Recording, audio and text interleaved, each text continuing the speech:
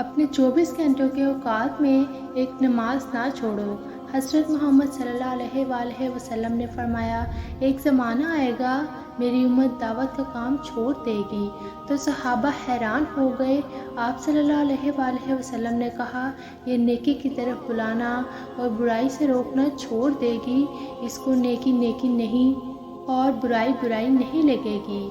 جو گناہ اس وقت سب سے زیادہ ہو رہا ہے، جس کا ہمیں احساس نہیں، وہ ہے بد نظری، آنکھوں کا گناہ۔ اللہ نے صاف قرآن میں سورہ نور میں کہا ہے کہ اے مومن مردوں، اپنی نظروں کو نیچے رکھا کرو اور شرمگاہوں کی حفاظت کرو، اور اے مومن عورتوں، تم بھی اپنی نگاہیں نیچی رکھو اور شرمگاہ کی حفاظت کرو۔ سب سے زیادہ موت پر جن لوگوں کا کلمہ چھٹتا ہے وہ لوگ ہیں جو بد نظری کرتے ہیں، حرام دیکھتے ہیں۔ نظر کی حیا بہت بڑا زیور ہے اور نظر کی آوارگی بہت بڑی آوارگی ہے۔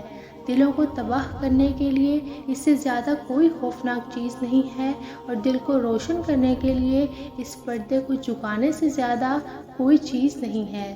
جس کی نظر نیچی ہوتی ہے، پوری دنیا کے شیطان مل کر اس کو گمراہ نہیں کر سکتے۔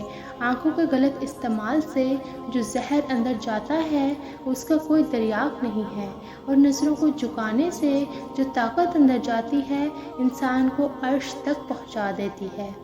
رسول اللہ صلی اللہ علیہ وآلہ وسلم نے فرمایا، فحش جس چیز میں ہوگا اسے عیب دار کر دے گا، اور حیا جس میں ہوگی اسے آراستہ کر دے گی۔